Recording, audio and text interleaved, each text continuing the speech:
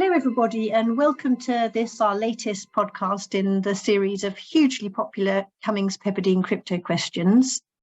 Today, I'm delighted that we're going to be speaking to the guru of Gibraltar, James Lasry, who is head of funds at the Gibraltar law firm Hassans. Now, James, you're going to tell us all about crypto regimes and Gibraltar.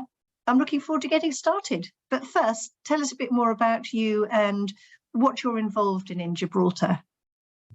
Well, thank you, Claire. It's a pleasure to be here. And I am involved in really primarily crypto funds, funds in general, but lately what we have been doing most of is crypto funds and DLT in general as well. And Gibraltar in 2018 came out with a comprehensive regulatory regime for DLT, which is a full financial services style regulatory regime for those who wish to store or transmit value on the blockchain for third parties. Am I right in thinking that Gibraltar was one of the first to come up with DLT regulation?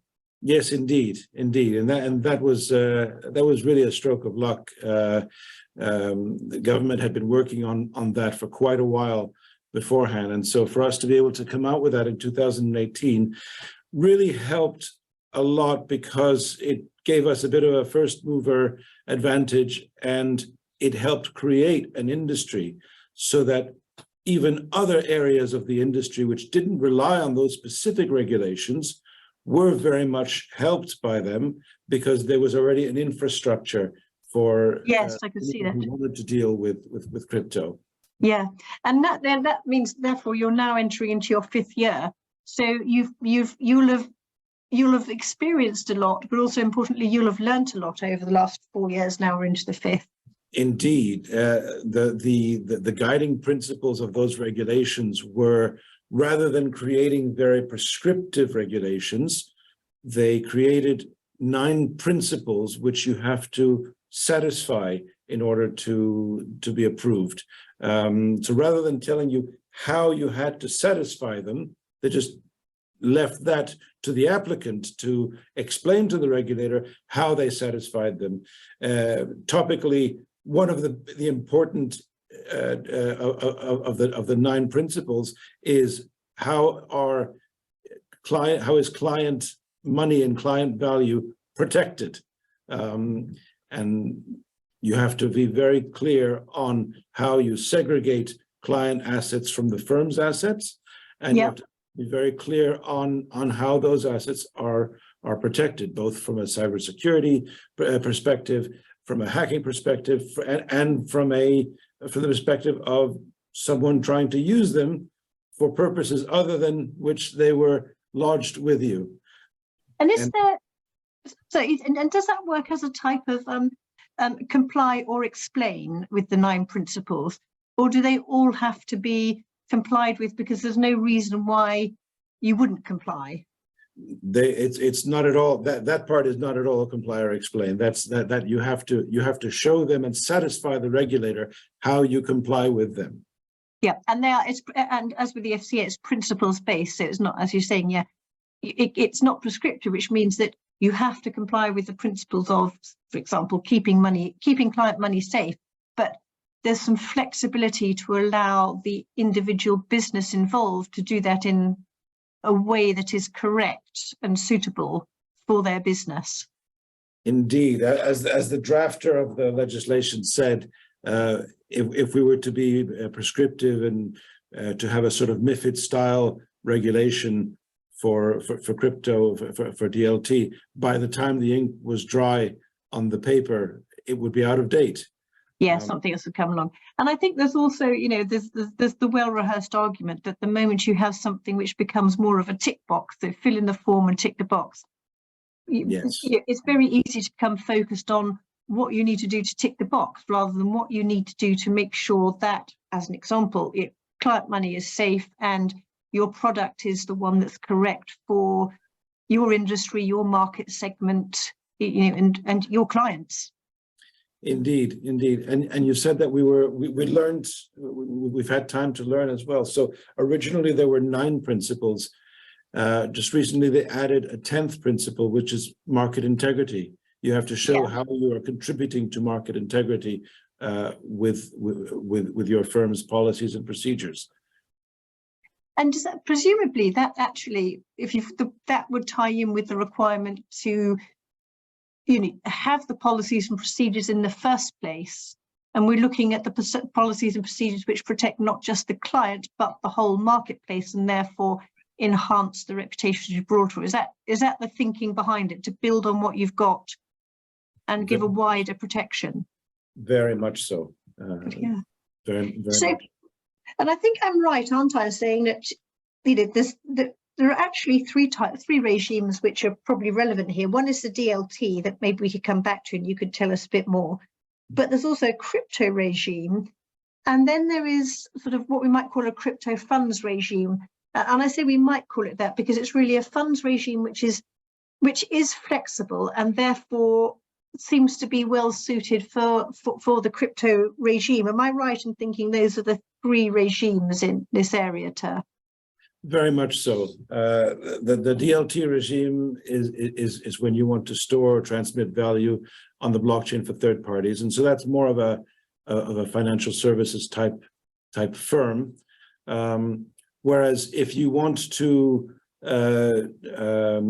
deal for third parties, sort of not in holding them, but if you want to sell digital assets to the public, then you have a VASP registration, which is sort of the implementation of the 5th Anti-Money Laundering Directive. But that's really just a registration. And people confuse that often with full DLT regulation. The VASP registration is just there to ensure that when you sell tokens to people that you actually do have a process for anti-money laundering and know your client. Not really substantive regulation as the DLT regime is. So could we go back a bit and talk about, first of all, could you tell me how you sort of get into the DLT regime and get yourself sort of get the regulator happy with you? And then perhaps we could then use that as the springboard to talk about the crypto regulation, which of course then would be a good springboard to talk about this wider funds regulation. So the DLT, if I wanted to come within the DLT regime, what are the steps I would need to take? Well, you start with a business plan, showing what it is you want to do, how you intend to make money, and really what is the service that you want to offer to the public, and who do you want to offer that service to, what segment of the public, because obviously there will be a lot more scrutiny if your intention is to offer it to retail customers. But still, the procedures and policies have to be there in place for every type of business. And so once you have you start, I suppose, with a concept paper, and then you'll discuss it with your counsel, and often you can have a sort of an indicative or an initial meeting with the regulator to discuss it. That's a fairly handy way of proceeding. Yes. And then the regulator will give some feedback, non-binding, but just telling you, well, this is something that we think could work, or perhaps you need to have a little bit more of a look at this bit, and because they're not they are regulators. They're not lawyers who give advice. Right. They're presumably it sounds as if their approach is very much to work with the industry to help build the right regulations and a strong industry, and therefore it's a helpful teamwork approach. That is very much the case in Gibraltar, and that's one of the things that I most enjoy about working as a regulatory lawyer in Gibraltar, is that the relationship with the regulator is really one of partnership. You're building together. It's this really powerful triumvirate of regulator, industry, and government. We really work together in a very, very effective and powerful manner. I remember when we were implementing the AIFMD directive in Gibraltar, we had a meeting with the Minister of Financial Services, the regulator, and I was acting for the Gibraltar Funds and Investments Association, which was sort of the industry representative body. Yeah. We went through each of the derogations in the directive, because each member state could implement certain things in certain sections in certain ways. Yeah. And so we just went through all of them together to decide what is the best way to do that for Gibraltar. And we had a British parliamentary draftsman with us who was supposed to draft it into legislation after the fact. And he came up to me and he said, "I've never seen anything like that. Where I come from, you'd all be at each other's throats and negotiating, and this would have taken 6 months, whereas this just took an hour and a half." So I tell you, that's a lawyer's dream come true, isn't it? it really is. It really is, and so it's such a pleasure and an honor to work in a jurisdiction like this, where the relationship is really one of partnership. And I tell my clients that you have to understand it, because many of my clients will come from the United States or other jurisdictions or the UK, where the regulation, the relationship with the regulator necessarily cannot be one of partnership, because it's too big. There's no way you can know the people you're working with. And so they're not used to that. So I tell them, look, you have to understand, it's different here, and you have to see the regulator here as your partner and treat them as you would treat your partner, and because they will expect to be treated in that manner. In the same way. Yes. Yeah. So once you get your initial feedback from the regulator, then you have to produce a comprehensive business plan and policies and procedures for a number of issues, and you need to really go through the 9 principles and show how it is that you achieve those principles through your policies and procedures. You submit all of that with the application form, and there may be a few back and forths with the regulator. Yeah. And then often they don't call it a license in principle anymore, but essentially they say, all right, if you comply with A, B, and C, then we will consider giving you the license. Right. So then you have to presumably demonstrate your compliance and that you have everything in place, and then the authorization will be made. Exactly. And a DLT license in Gibraltar, really, it implies having staff, having a premises, a certain element of capitalization as well. It's a firm. And depending on what it does, but it generally is run along the lines of a financial services style firm. Right. So it is. So it's there is no shortcut to any of this. You are expected to have a proper, fully functioning, fully regulated entity that is able to run correctly and put customers at the heart of everything and keep customers safe. Exactly. Yeah. And with the crypto regime, as far as the process goes, rather than the substance, first of all, is the process much the same, being authorized under the crypto regime as the DLT? No. Is there that much, or is there the same type of liaison with the regulator, or how does that work? The VASP regime, the virtual asset service provider regime, is much simpler. You don't have to have a staff in Gibraltar. You have to have a compliance officer, a local compliance officer, MLRO, but you don't have to have an office. It's just there for the sale of or servicing of digital assets, where you don't actually hold them on behalf of third parties. So this is what when we talk about the crypto regulation, we're talking about crypto asset business under the 5th money laundering directive. Exactly. So as we have in the UK, the need to be registered with the FCA if you're conducting one or both of the two crypto asset businesses of exchanging both a verb and a noun, and sort of providing custodian wallets. Well, no, because a custodial wallet would fit under the DLT regime because you're storing or transmitting value on the blockchain on behalf of third parties. So there you would need a full DLT license.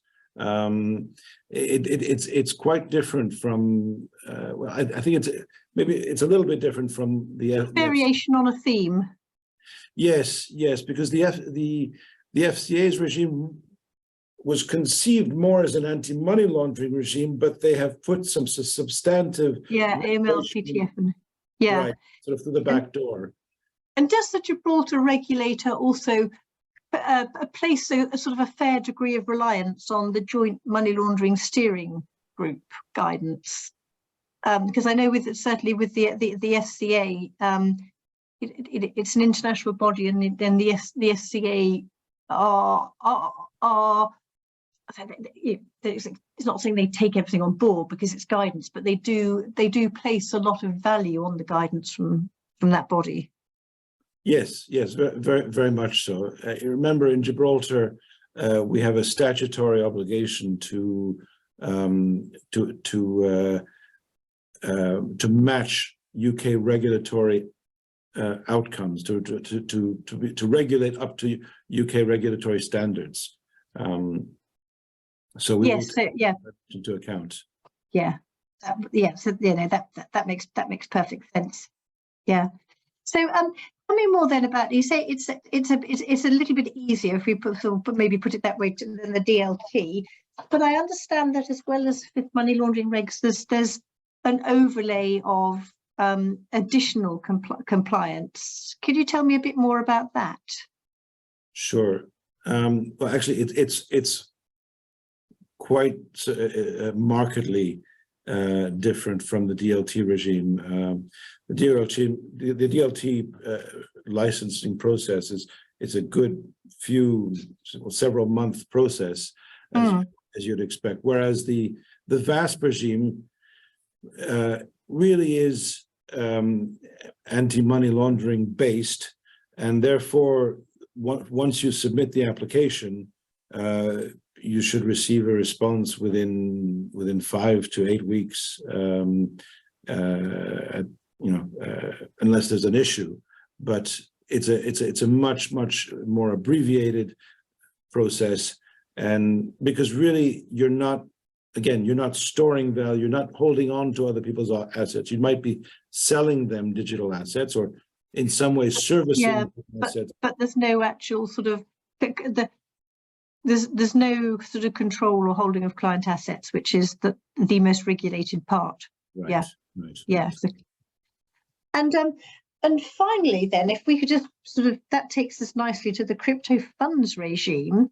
Could you tell me a bit about who that's intended for, and how someone would go about applying for authorization under that regime? And I think as we said earlier, it's a funds regime which is flexible, therefore it's suitable for crypto, I think, rather than being a specific crypto funds regime. Is that correct? That's right. And there were a couple of things that the industry initiated that really made the Gibraltar Experienced Investor Fund regulations particularly suited to crypto funds. Because as you mentioned, there's no specific crypto funds regime, although there is a code of conduct, and that is Comply or Explain, that is there's a general code of conduct for funds, and then there's a specific crypto code of conduct, which was the first of its sort, which is again Comply or Explain. But that just deals with the things that you need to consider and suggests ways in order to deal with them. But if you want to deal with them in different ways, then you're perfectly entitled to. Again, it's very much based on, in effect, it's principles based, again, it's on what the outcome is for the client, to ensure the client is fully looked after. Yes. Yeah, client is king. That's right. Yeah. That's And right. how do you, and were I as a crypto fund manager and I was coming to you for help with this, is it another process where you talk to the regulator first, or is it more of a fill in the forms and talk later? Well, unless you're going to be doing something new or different, in which case it's just common courtesy to go to the regulator and speak to them about it. Yeah. No, you need to establish the fund, and the Gibraltar Experienced Investor Fund regime is such where you can launch the fund once you have your authorized directors, fund administrator, auditor, offering document.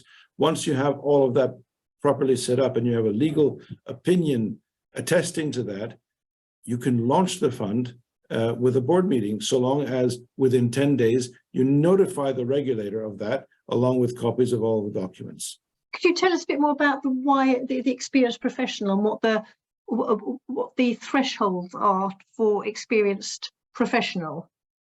They're very much like the FISMA sophisticated or professional investors. In fact, we've striven to mirror those in a recent amendment.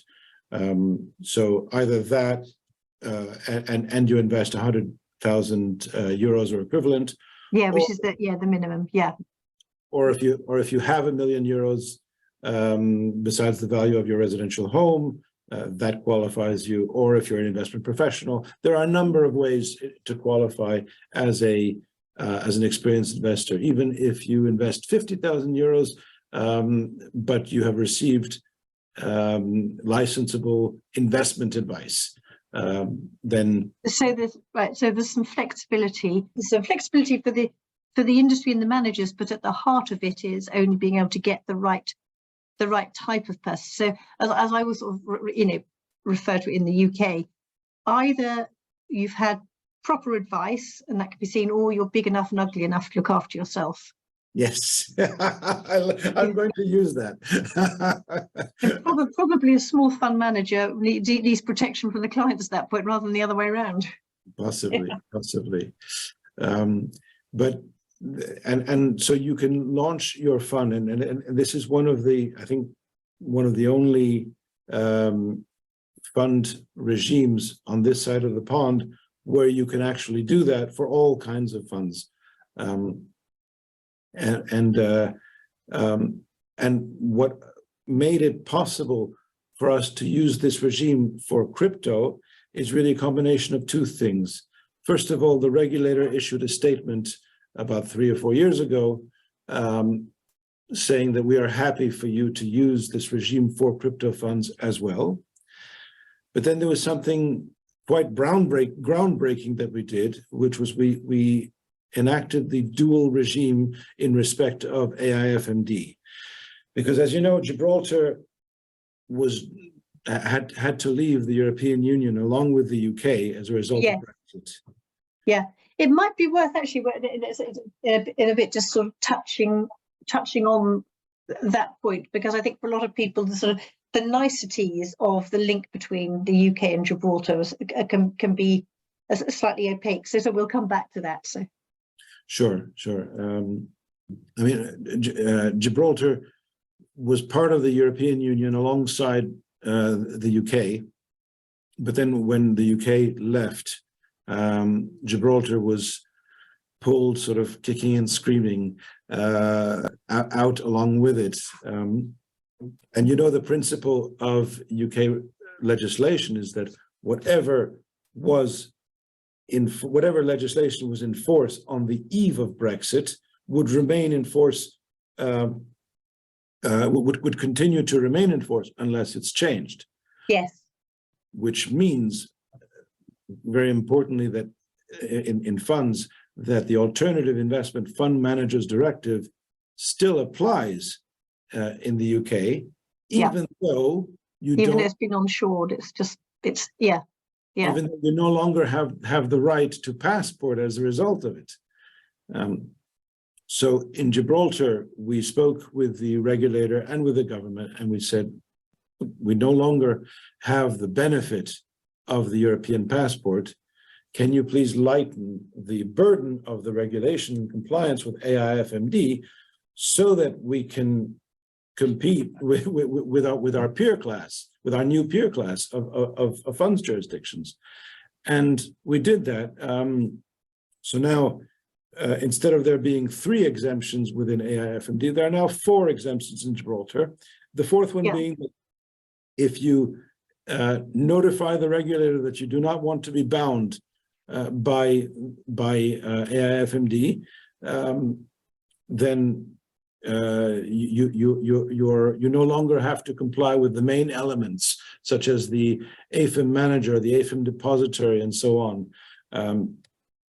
And that is extremely important in the context of crypto funds, because it's virtually impossible, if not impossible, to find an AIFM depository that is willing to hold and take responsibility, strict liability for crypto assets.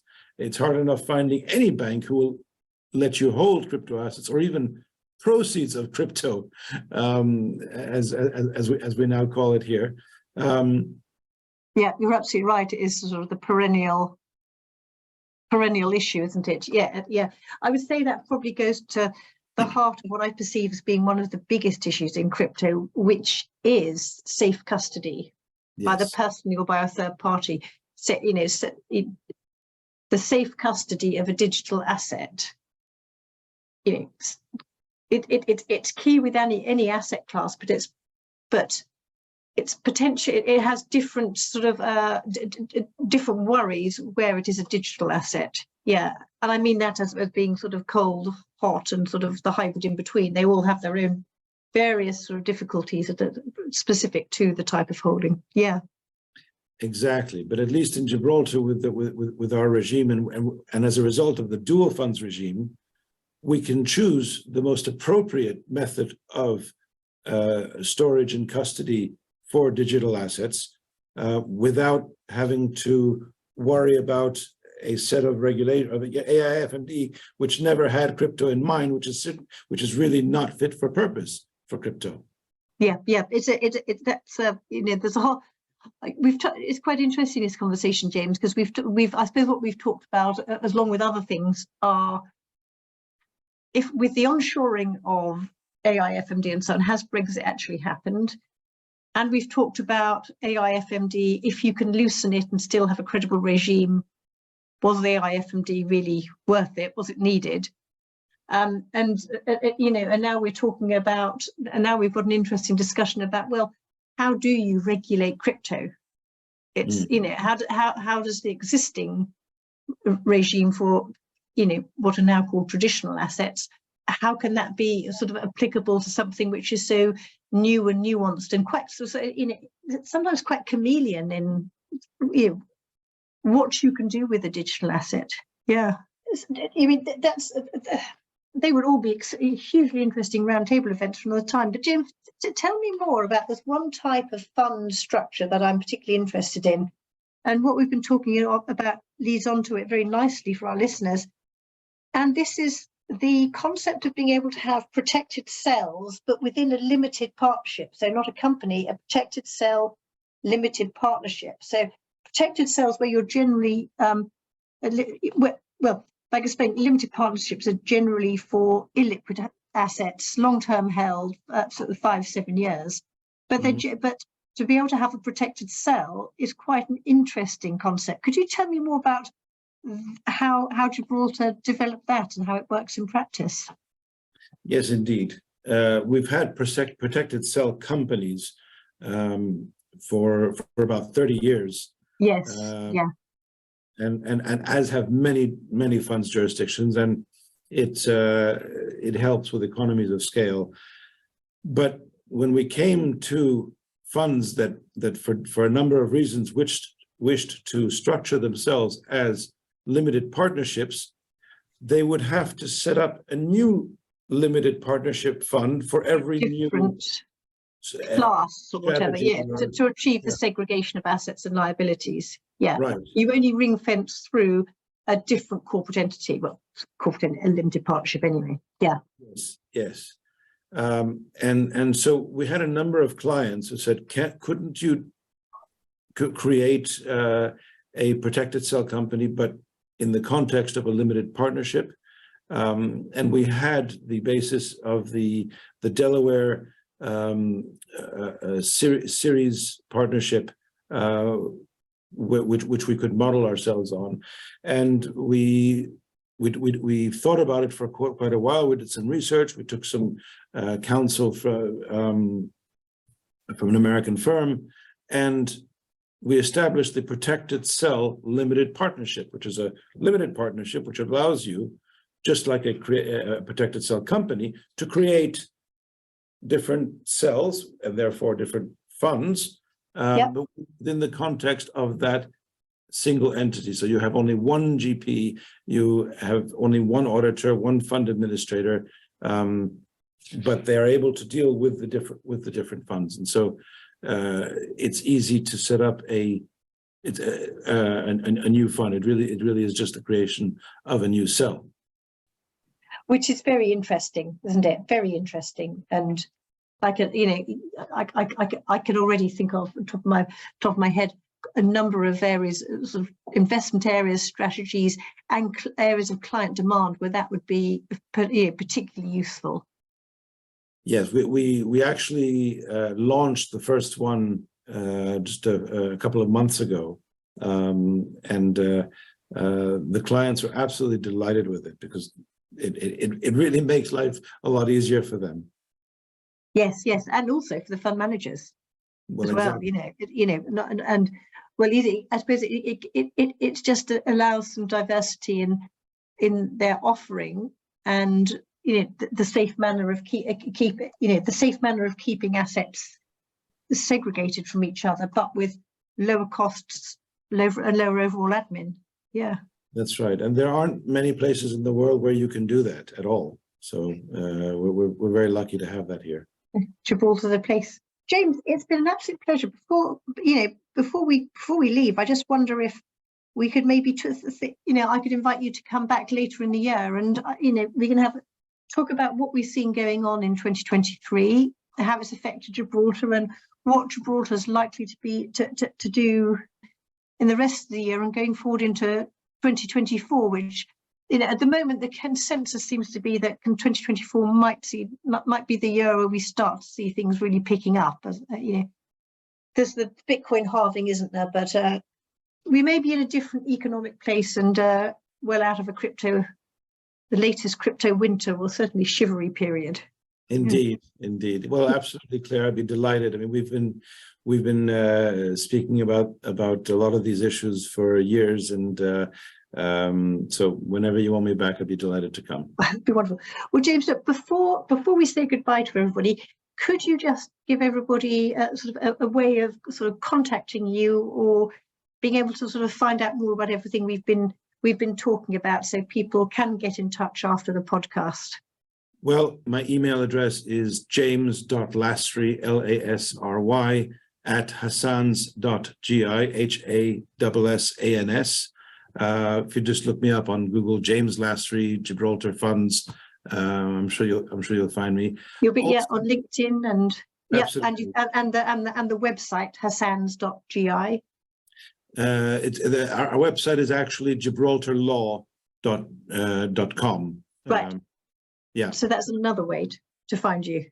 You should also look at gfia.gi, the Gibraltar Funds and Investments Association. So gfia.gi, that is the industry body, and there's a lot of information there that could be helpful as well. Perfect. And I know from experience that actually, if you just Google James Lasry, then you can't be missed. You'll be found quickly. Indeed. Thank you, James.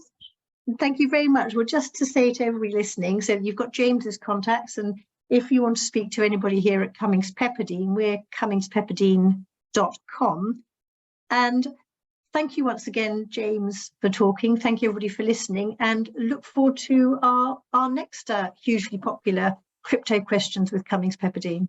Pleasure. Goodbye. Bye-bye.